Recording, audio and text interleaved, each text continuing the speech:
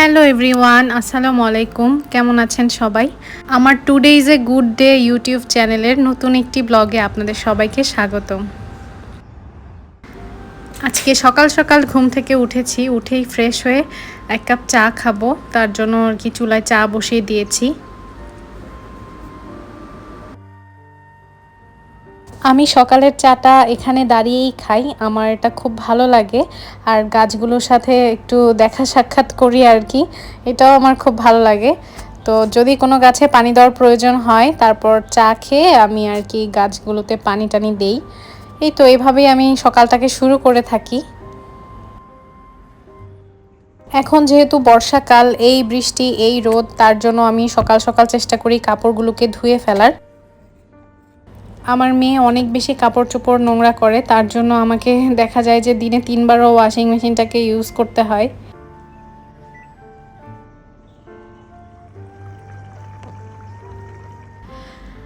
যারা আমার আজকের এই ব্লগটি দেখছেন তাদেরকে অসংখ্য ধন্যবাদ। আপনারা যদি এখনও আমার চ্যানেলটিকে সাবস্ক্রাইব করে না থাকেন, প্লিজ আমার চ্যানেলটিকে সাবস্ক্রাইব করে দিবেন।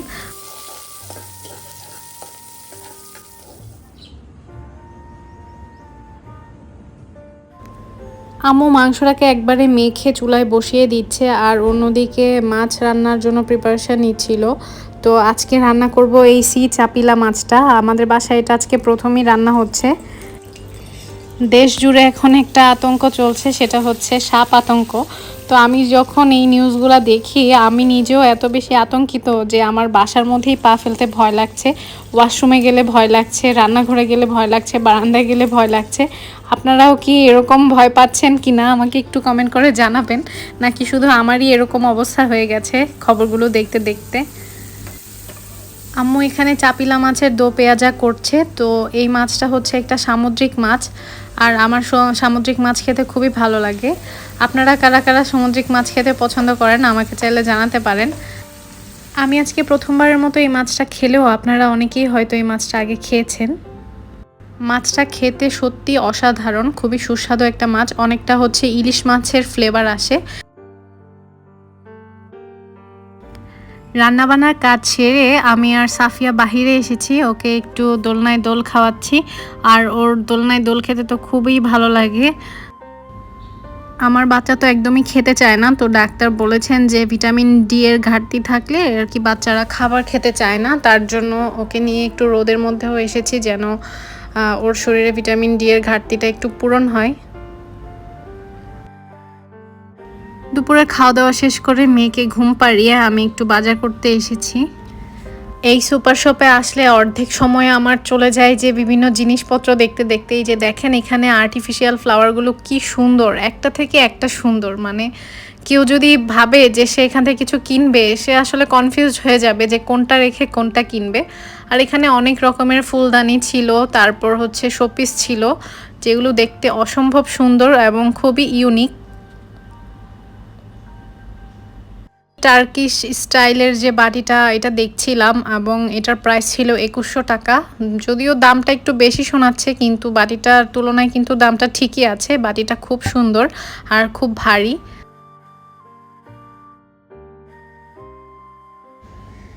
এই তো বাজার শেষ করে আমি কাউন্টারে চলে এসেছি।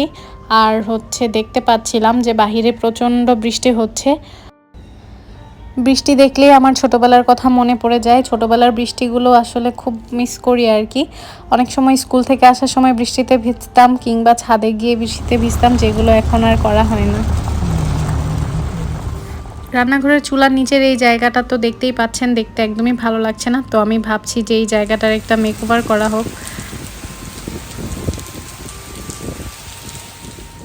এই যে তারটা দেখতে পাচ্ছেন, এটা আমি 60 টাকা দিয়ে কিনেছি, আর এই পিনগুলোকে 10 টাকা দিয়ে কিনে এনেছি। আর হচ্ছে কাপড় কাটার আর সেলাই করার মতো আমার কাছে কিছুই নেই।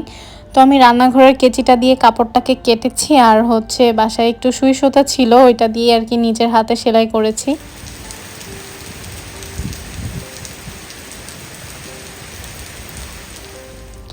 পর্দা লাগানোর আগে এরকম ছিল, আর পর্দা লাগানোর পর দেখতে এরকম লাগছে। তো আমার এই পর্দাটা কেমন হয়েছে এবং রান্নাঘরটা এখন দেখতে কেমন লাগছে কমেন্ট করে জানাবেন। যদিও আমি নিজের হাতে সেলাই করেছি, খুব বেশি একটা ভালো হয়নি।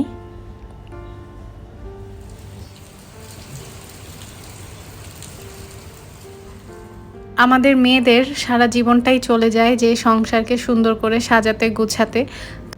আর আমি আমার ছোট্ট সংসারটাকে কিভাবে সাজিয়ে গুছিয়ে রাখছি সেটাই আপনাদের সাথে ব্লগের মাধ্যমে শেয়ার করছি।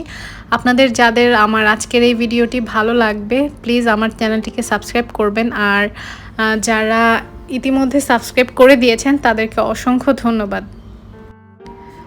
আমি অনেক আপুদের ব্লগ দেখি যে তারা অনেক সুন্দর করে বাসাটাকে সাজায়, আর এগুলো দেখে দেখেই কিন্তু আমারও মনের মধ্যে আসে যে আমিও আমার বাসাটাকে এত সুন্দর করে সাজাবো। তো আমি বাসাটাকে সাজানোর একটু ছোট্ট চেষ্টা করছি আর কি। একটু একটু করে কিভাবে আমি গুছাচ্ছি সাজাচ্ছি সেগুলোই আপনাদের সাথে শেয়ার করব। আশা করি আপনারা আমার পাশেই থাকবেন। আপনারা পাশে থাকলেই আমি সামনের দিকে এগিয়ে যেতে পারবো। আমি জানি না কে এই আর্টগুলো করেছে, কিন্তু অসম্ভব সুন্দর এবং নিখুঁতভাবে সেই কাজগুলো করেছে। আর আমার কাছে তো দেখতে সাজানোটা ভালোই লাগছে। আপনাদের কাছে কেমন লাগছে এই ডেকোরেশনটা প্লিজ আমাকে কমেন্ট করে জানাবেন। ঘর সাজাতে যেহেতু আমার খুব ভালো লাগে, তো আমার অনেক ধরনের মোমবাতি কেনা হয়। তো এই মোমবাতিটা আমি ইউজ করে করে নষ্ট করে ফেলেছি, আর হচ্ছে দেখতে ভালো লাগছে না। তার জন্য ভাবলাম যে এটাকে গলিয়ে আমি আবার একটা নতুন করে সুন্দর মোম তৈরি করি। তো তার জন্যই আমার কাছে একটা নারকেলের মালা ছিল, সেটার মধ্যে আমি মোমটাকে ঢেলে নিয়েছি।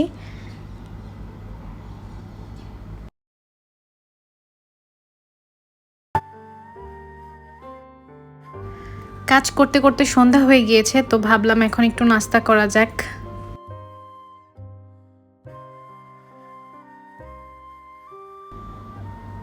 আমি বার্গারের বান নিয়ে এসেছিলাম, আর পেটি আগেই বাসায় ছিল, তো ভাবলাম যে আজকে সন্ধ্যায় বার্গার বানাই। তো এটা যেহেতু খুব ইজি ঝটপট হয়ে যায় তার জন্য এটাই করছি। এতক্ষণ ধরে ধৈর্য সহকারে যারা আমার আজকের ব্লগটি দেখেছেন তাদেরকে অসংখ্য ধন্যবাদ।